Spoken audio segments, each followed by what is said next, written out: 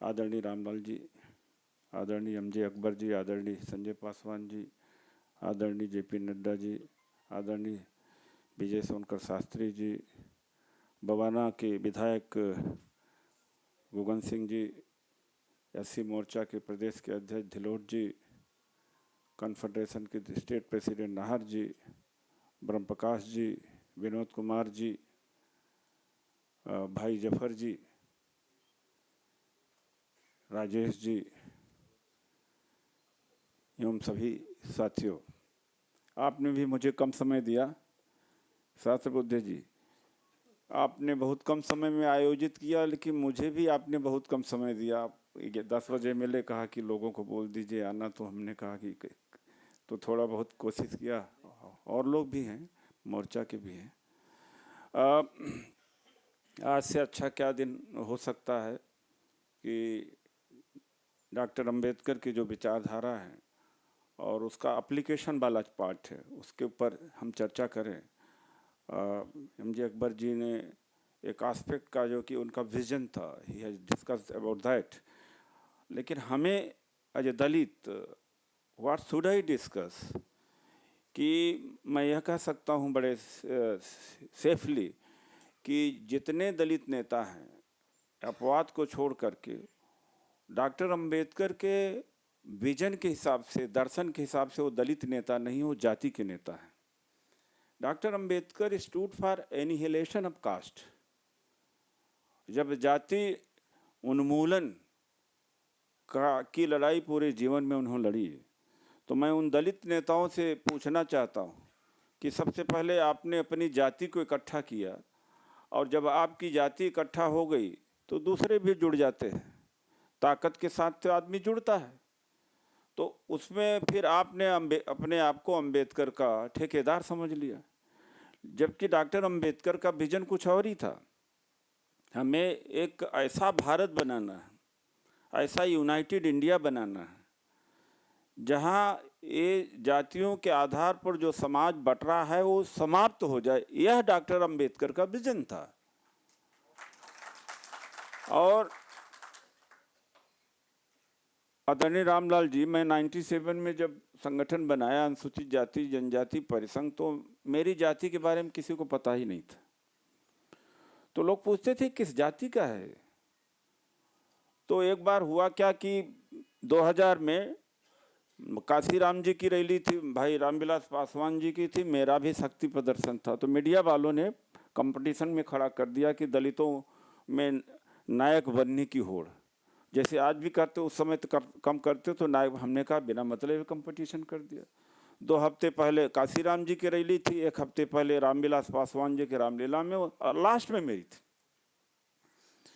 तो मीडिया वालों ने, हालांकि मेरा कंपटीशन का कोई मतलब नहीं था, और उस कंपटीशन में मैं जीता।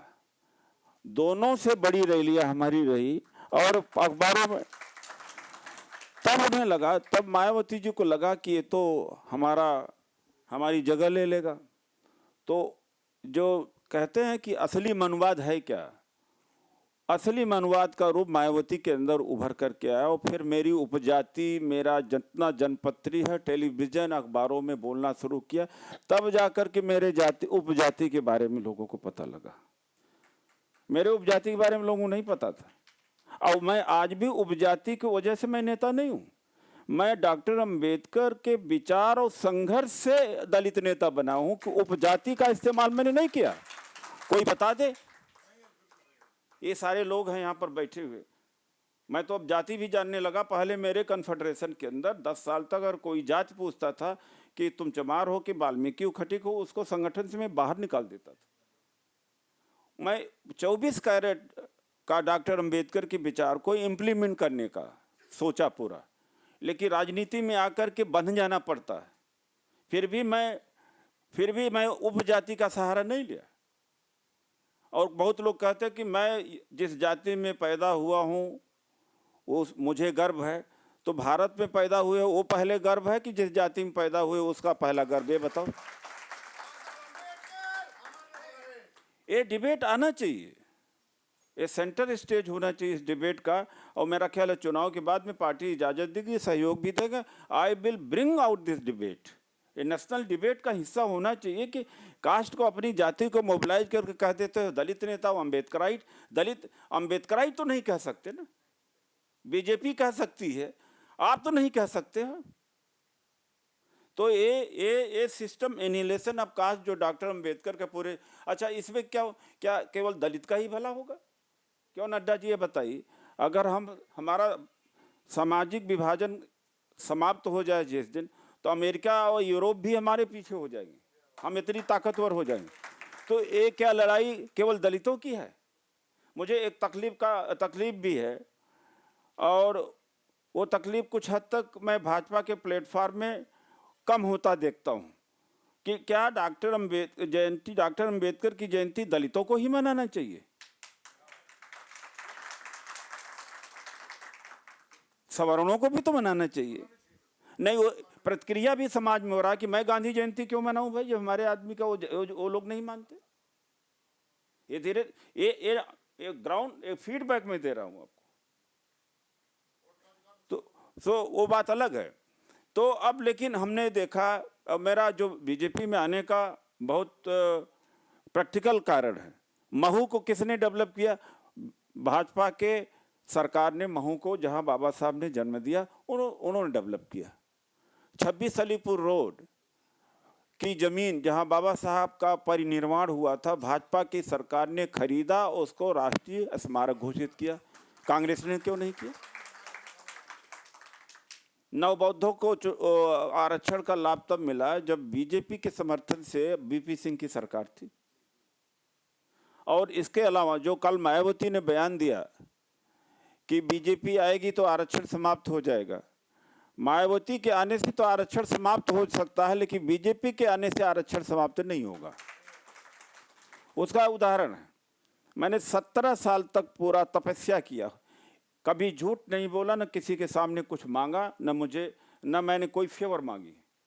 17 साल तक जब लड़ते लड़ते मैंने देखा कि सड़क की लड़ाई की एक सीमा होती है।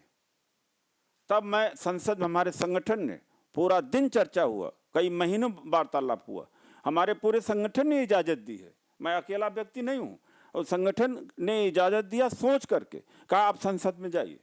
तब हमने तुलना किया कि जब वाजपेयी जी की सरकार थी, तो उस समय हमने जब आंदोलन किया था, तो 3 संवैधानिक संशोधन वाजपेयी जी की सरकार ने किया था, 81st amendment, 82nd, 85th amendment. बल्कि वाजपेयी जी 2 बार मुझसे कहे कि आप मुझे क्यों घेर रखा है आपने? तो हमने कहा क्यों, कहाँ जाएं सर बताइए आप? कहा कि करे कौन भरे कौन, ये तो देवगौड़ा गुजराल की सरकार ने गड़बड़ी किया है, मुझसे क्यों कराना चाहते हो? हम कहा आपका दिल बड़ा है, और भाजपा को जो दलित समझता है कि भाजपा हमसे दूर है, इन परिस्थितियों में आपको करना पड़ेगा। थैंकफुल टू दैट गवर्नमेंट, मैं धन्यवादी हूँ और ऋणी हूँ कि उस सरकार ने 3 संवैधानिक संशोधन किया था, और वो हमारा पूरा कंसल्टेशन लेके हर बार सिटिंग हुई, एंड ड्राफ्टिंग में भी मेरा रोल रहा है, अमेंडमेंट के ड्राफ्टिंग में भी रोल रहा है। तो जब उसकी कंपेरिजन मैं करता हूँ, कांग्रेस से 10 साल हो गए, ऐसा कई आधे तो एम्प्लॉइज हैं हमारे सारे, तो मैं I want to inform them also and train them and teach them कि जो 2004 में आरक्षण कानून बनाने का बिल पेश किया मनमोहन सिंह की सरकार ने, 10 साल हो गया, वो आरक्षण कानून बनाने का बिल पास नहीं हो पाया, जबकि उसमें कोई अतिरिक्त चीज मांग नहीं की गई है। उसमें यही है कि अभी तक जो रिजर्वेशन है बाई ऑर्डर, एग्जीक्यूटिव ऑर्डर से इम्प्लीमेंट हो रहा है, उसका एक कोडिफिकेशन हो जाए। That also they could not do. ये छोटा सा काम नहीं कर पाए। फिर पदोन्नति में आरक्षण का मामला, और मैं उससे कहूँगा कि मायावती ने फंसाया।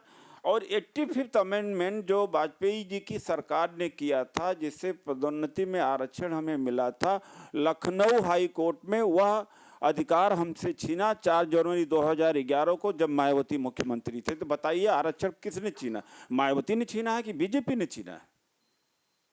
जो अधिकार हमें बीजेपी की सरकार में मिला, वो मायावती के समय में समाप्त हुआ। और जज 4 महीने तक, 4 साल तक वो जज, हाई कोर्ट का जज मांगते रहे कि यू सब्सटेंशिएट योर केस। 4 साल तक पैरवी उसकी ठीक नहीं हुई। Ultimately we lost the case in Lucknow high court that promotion in reservation is to be done away with. तो अल्टीमेटली एक मायावती ने हार्म किया, जो कल भाजपा के ऊपर हमारी पार्टी के ऊपर जो आरोप लगाया है उसका खंडन मैं कहूँगा हमारे स्पोक्स पर्सन ने भी दिए हैं, हम भी देंगे इसको, कि मायावती ने क्या समाज के लिए किया। इतिहास अगर जिस दिन लिखा जाएगा और जो निष्पक्ष लोग हैं, मेरा कंट्रीब्यूशन, हमारे साथियों का कंट्रीब्यूशन मायावती से ज़्यादा है, काशीराम से ज़्यादा है इस समाज के लिए। और विभिन्न क्षेत्रों में अगर लोकपाल में आरक्षण है तो हमारे वजह से पार्लियामेंट्री कमेटी के सामने प्रस्तुत हुआ और बहुजन लोकपाल बन बनाया था।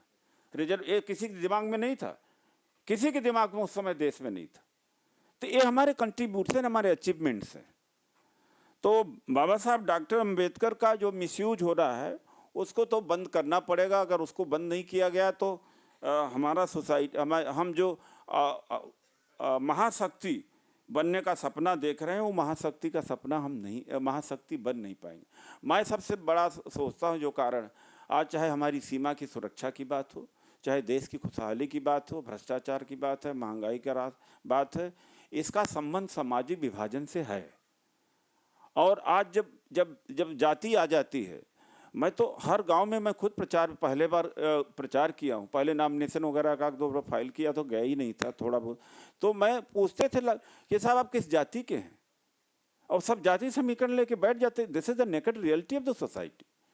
ये हमें इसको ख़त्म करना पड़ेगा। भारत के महाशक्ति, भारत को अगर महाशक्ति बनाना, सुपर पावर बनाना, नेचुरल किसी पॉइंट से मतलब हम चाहे नेचुरल रिसोर्सेस हो, चाहे हमारा टैलेंट हो, मैन पावर हो, किसी से हम कम नहीं है दुनिया में।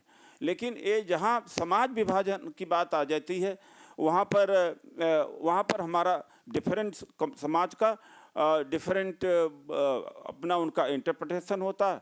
एक इधर पूरब जाएगा, एक पश्चिम जाएगा। 9/11 का मैं कोट करता हूँ अकबर जी, क्या ये देश में कभी हमारे हो सकता? 9/11 का घटना जब होती है अमेरिका में, सारा अमेरिका एक हो जाता है। यहाँ जब बंबई में घटना होती है तो भी एक नहीं हुआ है हमारा। ये कैसा समाज है हमारा? पर्सनल पेटी इंटरेस्ट है। अमेरिका अगर हमला करेगा इराक में तो वहां पर अपोजिशन नहीं होगा, चाहे गलत हो या सही हो, देश एक साथ जाता है। हमारा समाज विभाजित है। उस पर बाटला हाउस पर भी डिबेट हुए। लेकिन अमेरिका में अगर ऐसी गलती कर भी दे अमेरिका, यूरोप में, उन सोसाइटीज ने किस तरह से अपने आप को सीमेंट किया है। समाज के विभाजन को था भी तो उसको कम करके देखा है कि अगर ये फ्रांस में कोई लॉ बनना है तो बनना है, पूरा फ्रांस एक रहेगा। फिर यहाँ तो अगर हमारी पार्टी कुछ करना भी चाहे तो दूसरा अपने पर्सनल इंटरेस्ट में, चाहे देश का नुकसान हो जाए, उसको अपोजिट डायरेक्शन में जाना ही जाना है। तो that kind of society we want to build. एक ऐसी समाज का हमें निर्माण करना है कि जैसे एक कोहेसिव सोसाइटी की हम एज ए सोसाइटी वर्क करें, नॉट एन इंडिविजुअल वर्क करें। तो बाबा साहब का सपना ये था। बाबा साहब केवल दलितों के उद्धार की बात नहीं थी, पीड़ा थी उनके अंदर। एंड एब्सोल्युटली जो, और एक बात मैं और कहना चाहता हूँ, डॉक्टर अम्बेडकर कोई पॉलिटिशियन नहीं थे, और मैं भी पॉलिटिशियन नहीं हूँ। मैं बड़ी गलती, एज ए पॉलिटिशियन मैं एक्ट कर ही नहीं पाता अपने आप को। मुझसे हमारे क्षेत्र में पूछा गया कि आप इस काम को करा दोगे क्या चुनाव जीतने के बाद? तो मुझसे कहा, अब लोगों ने कहा कह दो। हम कहा मैं कैसे कह दूँ? कहा कहना पड़ेगा आपको। हम कहा मैं नहीं कह सकता हूँ। तो आई कांट लाई, मैं झूठ नहीं बोल सकता। हमने कहा देखिए मैं कोशिश करूंगा। तो हम कहा मैं झूठ, कल अगर मैं जाऊंगा उसके सामने तो क्या कहूंगा? कहेगा तो तुम तो यहाँ। तो अल्टीमेटली हमें किस तरह का कैरेक्टर बिल्डअप करना है नेशन के अंदर, कंट्री के अंदर। तो बाबा साहब एक ऑनेस्ट इंटेलेक्चुअल थे। हमारे यहाँ इंटेलेक्चुअल्स हैं, सारी जिम्मेदारी पॉलिटिशियन के ऊपर क्यों है समाज चेंज करने की? दुनिया के किस देश में पॉलिटिशियन ने समाज को चेंज किया है? एक्सपेक्टेशन जो बहुत ज़्यादा है हमसे, मतलब केवल पॉलिटिकल क्लास से, वो गलत है। गलत डायरेक्शन में पूरा डिस्कोर्स है हमारे देश। वोल्टायर है, रूसो है, या रसिया में लेनिन है, या हेगल है, मार्क्स है, इन लोगों ने समाज को चेंज किया है। थिंकर्स ने चेंज किया, मिडिल क्लास ने चेंज किया। यहाँ का मिडिल क्लास और थिंकर क्या कर रहा है? सारी रिस्पॉन्सिबिलिटी हमारे आपके ऊपर है, विच जो दुनिया के और देशों में नहीं हुआ। तो ये जो सिनेरियो इसके ऊपर बड़ा करना पड़ेगा, अदरवाइज तो वी हैव टू। और हम सोच रहे हैं कि ऐसा होने वाला, नरेंद्र भाई मोदी जी प्रधानमंत्री बनेंगे, हमारी सरकार आएगी, हमारी सरकार 10, 20, 25 साल तक लगातार रहे, तब जाकर के ये सारी जितनी खामियां हैं इनको पाट पाएंगे, तभी ये जो बिगड़ी हुई है बात है बन ना पाएंगे। 2-4 साल के लिए भी नहीं। इसीलिए मेरा तड़पन है, शास्त्र बुद्धि जी से बातचीत हुई मेरी, हम कहा आई गेट, मतलब एक तड़पन है कि मैं जोड़ सकूं समाज को। और इसको जिस दिन जोड़ दिया जाएगा तो पार्टी को जिस तरह से कांग्रेस में 60 साल चला है, 60 साल हमें भी मौका दे दे,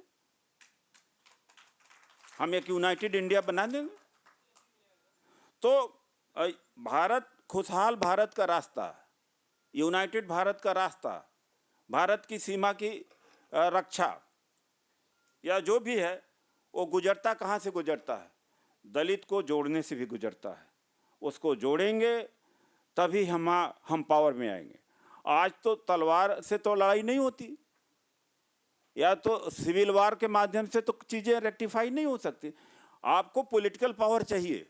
पॉलिटिकल पावर से ही आप अपने कल्चर को प्रोटेक्ट कर सकते हैं, अपने संस्कृति को प्रोटेक्ट कर सकते हैं, अपनी पॉलिसीज, जैसे बाबा साहब ने कहा था बर्थ कंट्रोल आदि सारी चीज़ें, ये चीज़ें पॉलिटिकल पावर कैप्चर करने से ही हो सकता है। तो political power, capturing of political power is must in the not only in the interest of BJP but in interest of the society, in the country as whole. तो our endeavour should be to integrate Dalit society, Adivasi society with BJP. और मेरा ख्याल है कि 2-4 साल 5 साल में बड़े लेवल पर स्टार्टिंग हुई है। मैं ये नहीं कहता हूँ जुड़ गया है, स्टार्टिंग भारी डिबेट के बाद में स्टार्टिंग हो गई, लोगों का झुकाव होने लगा है। और ये कहीं ना कहीं फ्रस्ट्रेशन है। अभी माननीय रामलाल जी गए थे यहाँ पर संसद मार्ग पर, 1.5-2 लाख ऐसे लोग मिलो अपने आप लोग इकट्ठा हो जाते हैं। और इस बार जब विजयदशमी पर नागपुर में मैं गया तो वहाँ पर हमें आमंत्रित किया, तो दूसरे तरफ नीला झंडा वाला, बाबा साहब वाला, 14-15 लाख लोग विजयदशमी पर अपने आप पहुंच जाते हैं। तो हमने डिस्कस किया अपने लीडरों से कि धीरे धीरे ये हमारे होने चाहिए, ये जो नीले झंडे वाले हैं ये हमारे साथी हो जाना चाहिए। और वो प्रोसेस वर्कआउट हो रहा है। बड़े समय तो लगेगा इन सारी चीज़ों का, तो मैं ज़्यादा समय नहीं लेना चाहता हूँ, क्योंकि इस समय चुनाव हो रहा है। और चुनाव के समय मैं आप ही लोगों से कहूँगा कि अपना नाम दे दीजिए, और जहाँ प्रचार के लिए जा सकते हो, पॉलिटिकल पावर कैप्चर करना बहुत ज़रूरी है। और पॉलिटिकल पावर कैप्चर करने से बहुत सारी चीज़ें, चाहे देश में घुसपैठ की समस्या हो, असमानता की बात हो, अपीजमेंट की बात हो, या जो भी है, उसका यही एक सोल्यूशन है, और कोई सोल्यूशन मुझे नहीं नज़र आता है। तो इंटीग्रेशन, समाज को जोड़ने, and thankfully that of course only BJP has a concern about society and politics both. मतलब सारी पॉलिटिकल पार्टीज का तो एजेंडा यही कि वोट कहीं से मिल जाए, लेकिन भारतीय जनता पार्टी का एजेंडा यह भी है कि समाज कैसे जुड़ जाए, ये हमारा समाज कैसे विशाल समाज बन जाए, ये भी वो भी एक कारण है जिसकी वजह से मैं जुड़ा, और कोशिश कर रहा हूँ कि उस समाज को ले आया जाए जो हमारे समाज को चलाने वाला पैंट शर्ट वाला होता है, उसकी नब्ज वही होता है। अगर वो खिलाफ हो जाए तो कैंची चलाता रहता है, नीचे नीचे नीचे, जोड़ने नहीं देता। हम तो देखा है, वो हमारे कंट्रोल में आ रहा है, और है भी, I can say with confidence. अब मैं अभी त्रिवेंद्रम में गया, त्रिवेंद्रम में वहाँ पर मोदी जी की रैली थी, तो मेरा वर्कर लगा हुआ था, कहा कि वो रैली में लगा। हम कहा कहाँ लगे हो तुम? कहा मोदी जी की रैली लगा हो। वो मेरा वर्कर है, तो हम कहा पूरा लग जाओ। तो इस तरह से पूरा नेटवर्क पूरे देश में है, वो पूरा नेटवर्क साथ देगा, एक यूनाइटेड, एक विशाल भारत बनेगा। इन्हीं शब्दों के साथ मैं अपनी बात को यहाँ समाप्त कर